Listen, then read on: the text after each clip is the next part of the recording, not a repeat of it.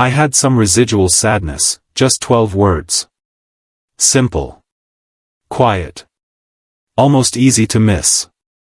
But if you pause for a second and really listen, those words reveal more about Johnny Depp than most full-length interviews ever could. And that's the beauty of it. Sometimes the smallest sentences carry the heaviest weight. Have you ever smiled for the world, laughed with your friends, or carried on with your day, all while holding a storm inside? If you have, then you probably know exactly why Depp's confession feels so powerful. Because deep down, it's not just about him, it's about all of us. When Johnny Depp admitted those words, he wasn't giving Hollywood another performance. He wasn't reciting lines from a script. He was being human. And in a world that often expects celebrities to always shine, to always smile, and to always be fine, that moment stood out. It felt like a crack in the perfect mask of fame. A small window into a much bigger story. Now, what did he actually mean when he said it? Let's take a closer look. Residual sadness isn't the kind of sadness that knocks you down all at once. It's not the big, loud grief that people notice right away. Instead, it's quieter. It lingers. It's like an echo of something painful that happened in the past, still bouncing around inside even after the moment has passed. Think about when you lose someone you love, or when you go through heartbreak. At first, the pain is sharp, raw, impossible to ignore. But even when life slowly gets better, even when you're laughing again, a small piece of that sadness stays behind. It doesn't always control your day, but it's there. A shadow in the background. That's what Johnny Depp was describing. That shadow. That echo. And if you've ever felt it, you know how real it is. It's like smiling at a family dinner but suddenly remembering the chair that's now empty. Or starting a new chapter in life but feeling the sting of what was lost before. Healing is not always about erasing the sadness completely. Sometimes it's about learning to live with what remains. And here's the part that really hits home, this is Johnny Depp we're talking about. A man with fame, money, awards, and millions of fans all over the world. If he can still feel that lingering sadness, what does that tell us? It tells us that emotions don't care about bank accounts. Pain doesn't disappear just because your name is on the big screen. And healing doesn't move faster just because you've made it in life. Think about how we often see celebrities. Perfect houses. Perfect photos. Perfect lives.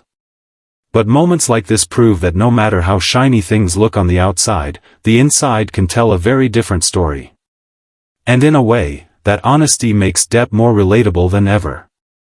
Because whether you're living in Hollywood or in a small town, sadness is sadness. Heartbreak is heartbreak. And healing is something every single one of us struggles with. Now let's go deeper into why this confession matters. Johnny Depp's life has been filled with ups and downs. There were the dizzying highs of blockbuster success, and there were the messy lows of public trials and harsh judgment. He's been celebrated as a genius and criticized as a train wreck. And through all of that, the pressure to keep it together never really goes away. Imagine being under the spotlight where every move you make, every word you speak, becomes a headline. How much harder would it be to admit that you're still carrying sadness? But here's what's powerful. He admitted it anyway. And that shows us something important. Being open about your pain doesn't make you weak, it makes you real. So, how do we deal with our own version of residual sadness? Let's think this through in simple steps. First, don't run from it. Pretending it's not there doesn't make it disappear. It only pushes it deeper, where it can grow heavier. When Depp said those words, he wasn't trying to hide. He was acknowledging the sadness. That's the first step to healing. Second, find little anchors of joy. Depp often turns to music and painting. For him, strumming a guitar or brushing paint onto a canvas isn't just a hobby, it's therapy. It's a way of letting emotions move through him instead of staying stuck. For you, it could be journaling. It could be going for a walk at sunset. It could be singing in the shower, even if you're off key. The point isn't what you do. The point is giving your emotions somewhere safe to go. Third, talk it out. Sadness feels 10 times heavier when you carry it alone. But when you share it, with a trusted friend, with a therapist, or with someone who simply listens, the weight begins to lift. Depp has his circle of trust too, people he leans on when life feels unbearable. None of us are meant to do this journey alone. And here's a bonus truth many people forget: healing doesn't always mean the sadness goes away completely. Sometimes healing means you carry it with more strength. Instead of it controlling you, you learn to hold it without breaking. And that's what makes you stronger. But let's pause for a second. Let's ask the question most people don't: why do we assume that sadness should just vanish one day? Why do we expect ourselves, or celebrities, to wake up one morning completely free of pain? Isn't that an unrealistic expectation?